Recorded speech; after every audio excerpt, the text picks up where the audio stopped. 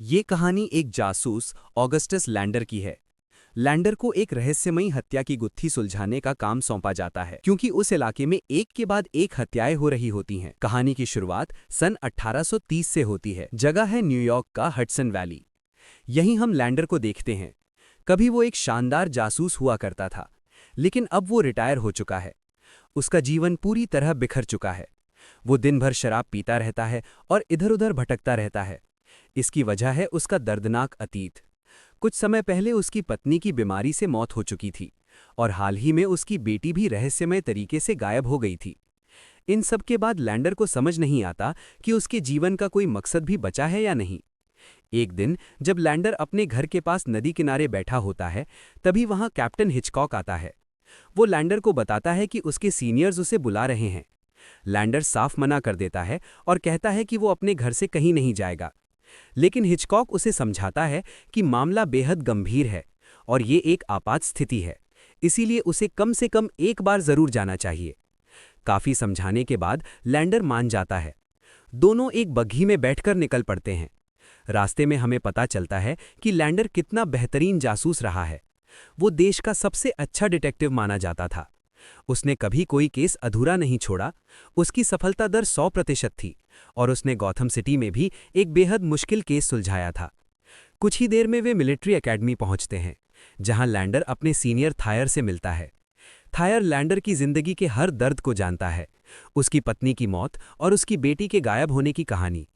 थोड़ी तसल्ली देने के बाद थायर सीधे मुद्दे पर आता है। वो लैंडर को बताता है कि यहाँ एक सैनिक फ्राई की हत्या हुई है। फ्राई को चिकन बहुत पसंद था, लेकिन किसी ने उसकी बेरहमी से हत्या कर दी। मौत के बाद किसी ने उसका सीना चीरकर उसका दिल निकाल लिया। ये कोई आम मामला नहीं था। इसका मतलब साफ था कि उनके बीच ही कोई ऐसा शख्स मौजूद है जो लोगों को मार रहा है। हालांकि ज्यादातर लोग इसे आत्महत्या मान रहे थे, लेकिन थायर को ऐसा नहीं लगता था। उसके मुताबिक इस रहस्य को सिर्फ लैंडर ही सुलझा सकता था। ये सब सुनने के बाद लैंडर केस लेने के लिए तैयार हो जाता है और काम शुरू कर देता है। अगले दिन वो हिचकॉक को साथ लेकर सीधे मुर्दाघर की ओर जाता है। लैंडर की मुलाकात डॉक्टर डैनियल से होती है, जिन्होंने फ्राई का पोस्टमार्टम किया था। लैंडर उनसे पूछता है कि ऑटोप्सी में क्या पता चला। इस पर डॉक्टर डैनियल उसे कुछ घिनौनी बातें बताते हैं और कहते हैं कि जांच में ऐसा कुछ भी नया नहीं मिला जिससे किसी नतीजे पर पहुंचा जा सके।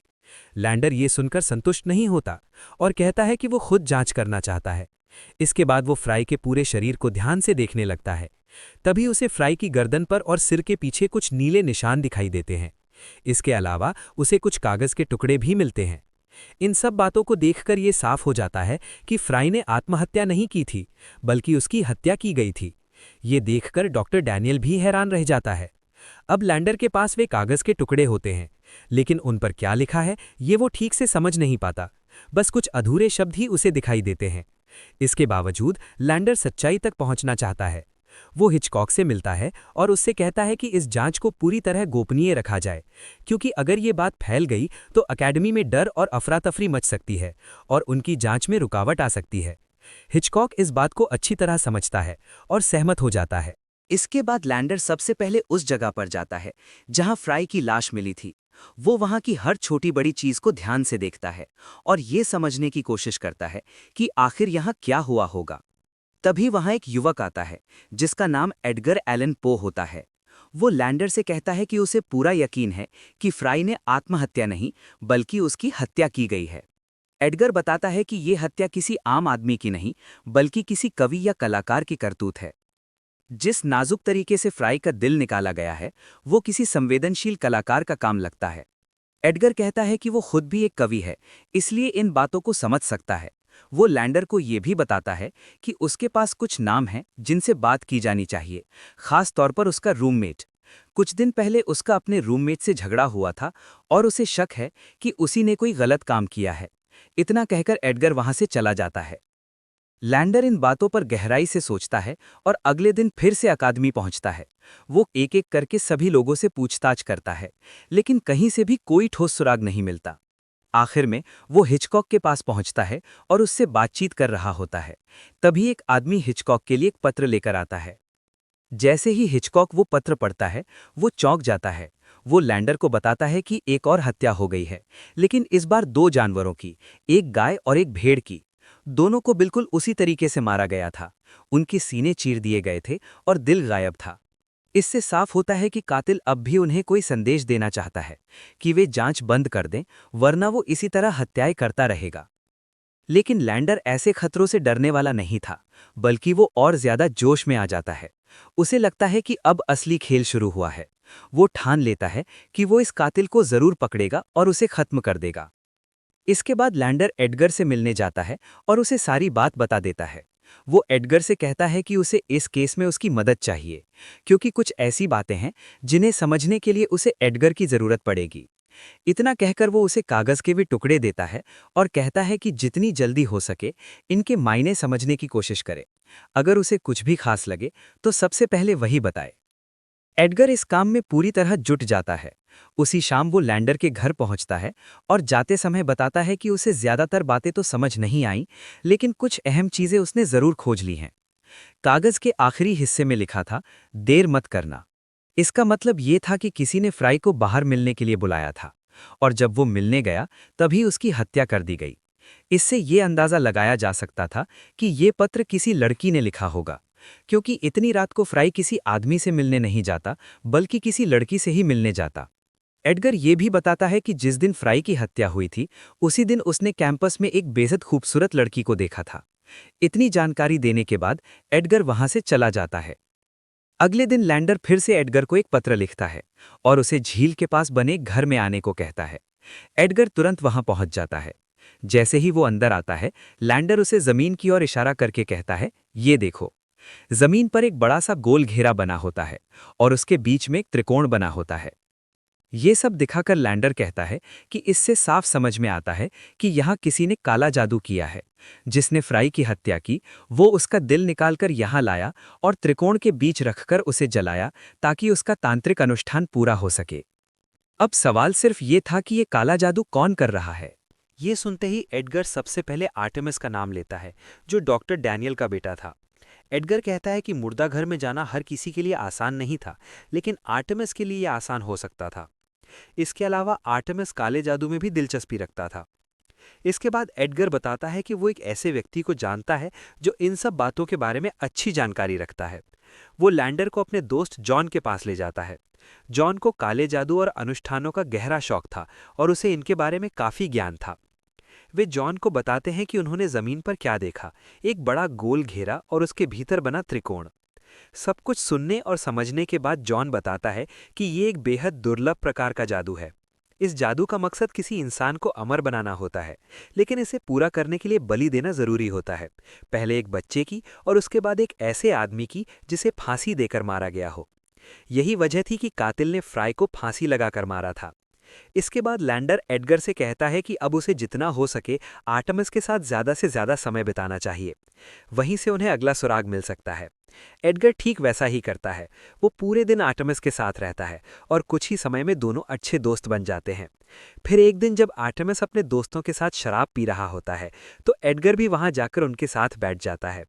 धीरे धीरे एडगर उनसे बातचीत के दौरान फ्राई के बारे में बात छेड़ता है। तभी उसे पता चलता है कि आर्टेमिस की एक बहन भी है जिसका नाम लिया है।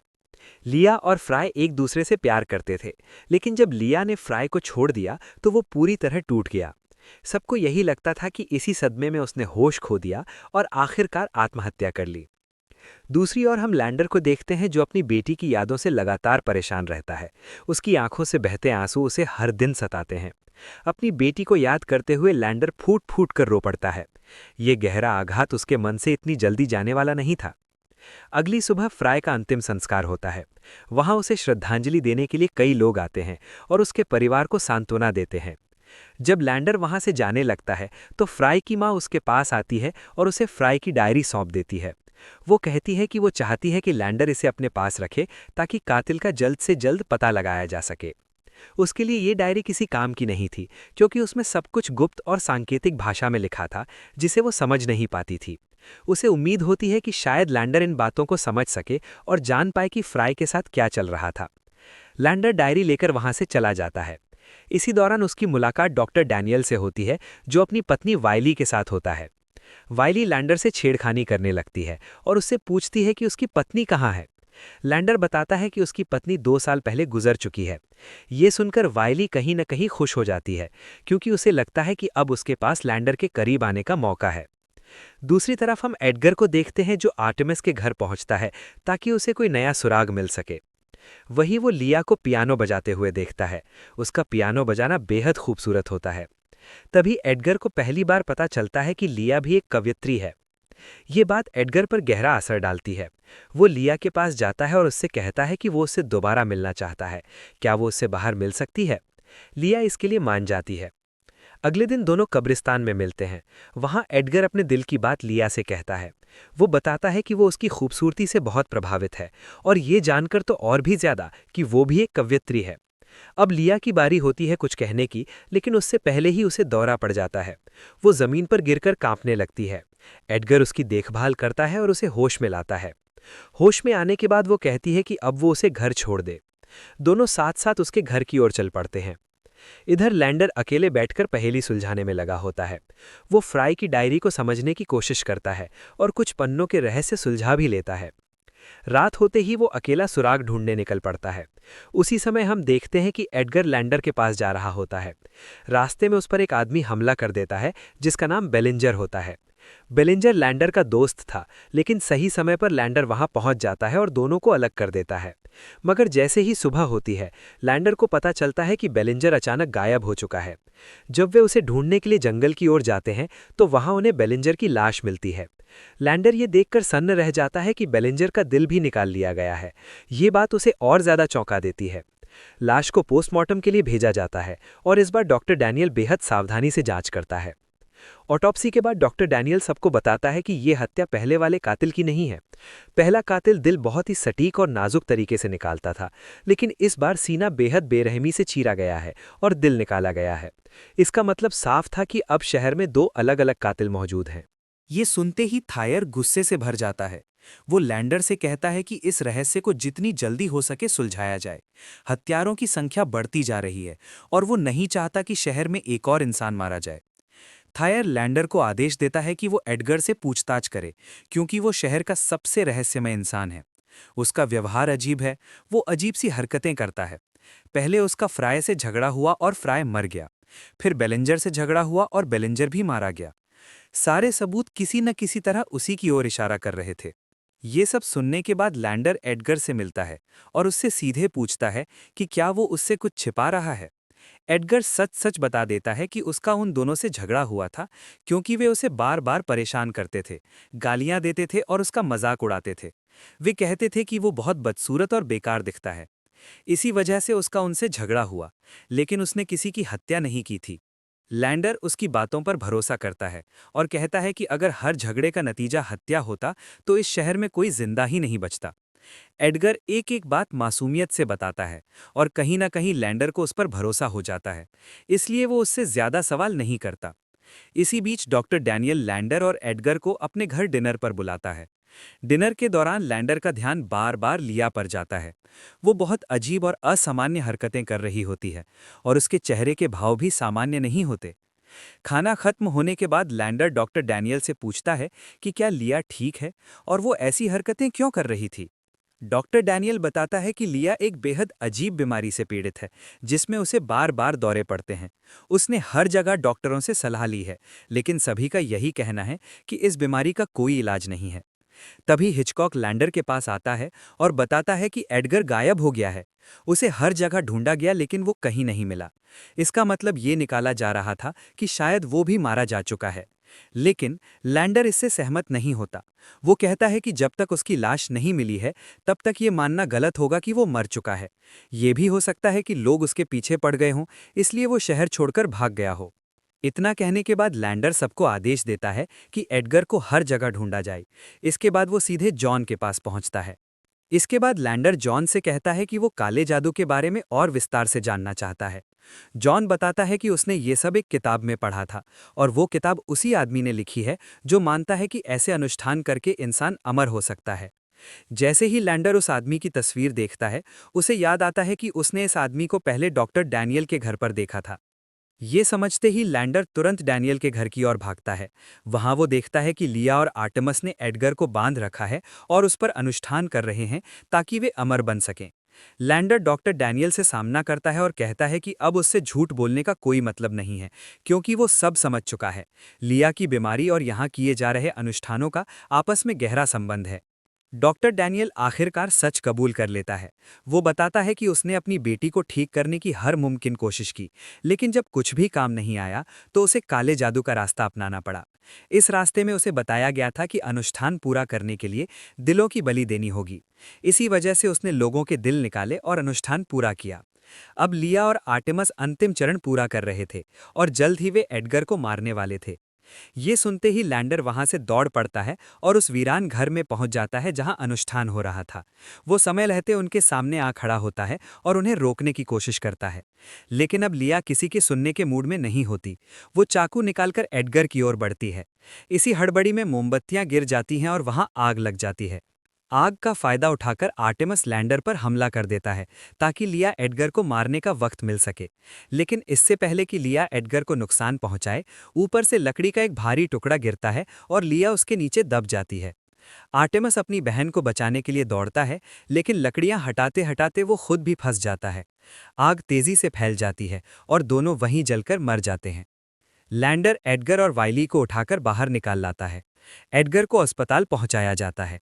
इन सब के बाद हिचकॉक बेहद खुश होता है, क्योंकि आखिरकार कातिलों का पता चल चुका था।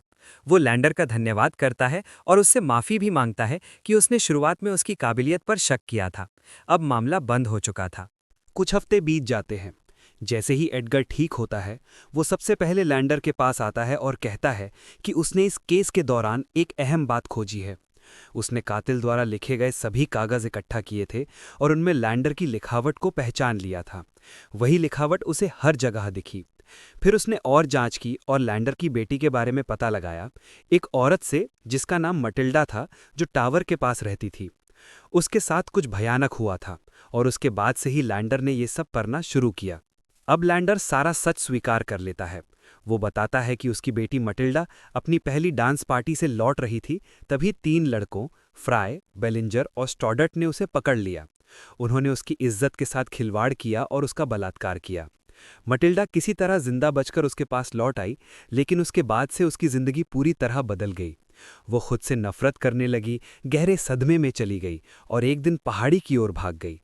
लैंडर उसके पीछे गया और उसे रोकने की बहुत कोशिश की, लेकिन मटिल्डा ने उसकी एक न सुनी और पहाड़ी से कूदकर अपनी जान दे दी।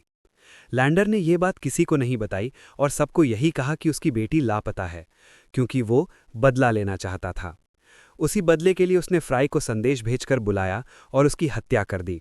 हत्या के बाद उसे फांसी पर लटका दिया ताकि सबको ये आत्महत्या लगे। फ्राई की डायरी मिलने के बाद उसे बाकी लोगों के बारे में भी पता चला। उसने बेलिंजर को बुलाया और उसे भी मार डाला। उसका दिल निकालना इसलिए जरूरी था ताकि शक उन लोगों पर जाए जो दिल निकालकर अनुष्ठान कर रहे थे। इसी वजह से डॉक्टर डैनियल को ये समझ में आ गया कि 2 अलग अलग कातिल हैं। इसके बाद सारी घटनाएं उसके बनाए रास्ते पर चलने लगी। लैंडर स्टॉडर्ट को ढूंढ रहा था, लेकिन वो शहर से गायब हो चुका था। उसे पता था कि उसने क्या गुनाह किया है और अगर वो वापस आया तो उसका अंजाम भी वही होगा। लैंडर को ये सोचकर सुकून मिलता है कि स्टॉडर्ट अब पूरी जिंदगी डर में जिएगा। लैंडर बताता है कि उसने ये केस सिर्फ इसलिए लिया था ताकि किसी को उस पर शक न हो और वो ये जान सके कि दिल निकालने वाला दूसरा कातिल कौन है और उसका मकसद क्या है। इतना सब बताने के बाद वो एडगर से कहता है कि अगर वो चाहे तो पुलिस को सच्चाई बता सकता है और उसे कातिल घोषित कर सकता है, लेकिन एडगर मना कर देता है। वो कहता है कि वो ऐसा नहीं करेगा, क्योंकि जो कुछ लैंडर ने किया वो उसके हिसाब से सही था। हर किसी को इंसाफ नहीं मिलता और ऐसे दरिंदों को उसी तरह की सज़ा मिलनी चाहिए थी। इतना कहकर एडगर सारे सबूत जला देता है। जाते जाते वो लैंडर से कहता है कि उसके साथ बिताया गया वक्त और मिलकर किया गया काम उसकी ज़िंदगी के सबसे खूबसूरत लम्हों में से एक था। इसके बाद वो वहाँ से चला जाता है। आखिर में लैंडर उसी जगह पहुंचता है जहां उसकी बेटी ने आत्महत्या की थी। उसके हाथ में उसकी बेटी का रिबन होता है। वो उसे हवा में उछालते हुए कहता है, मेरी बच्ची, तुम्हारी आत्मा को शांति मिले। अब उसने सच को स्वीकार कर लिया था और वो दर्द उसे और नहीं सताने वाला था। इसी के साथ ये फिल्म समाप्त हो जाती है।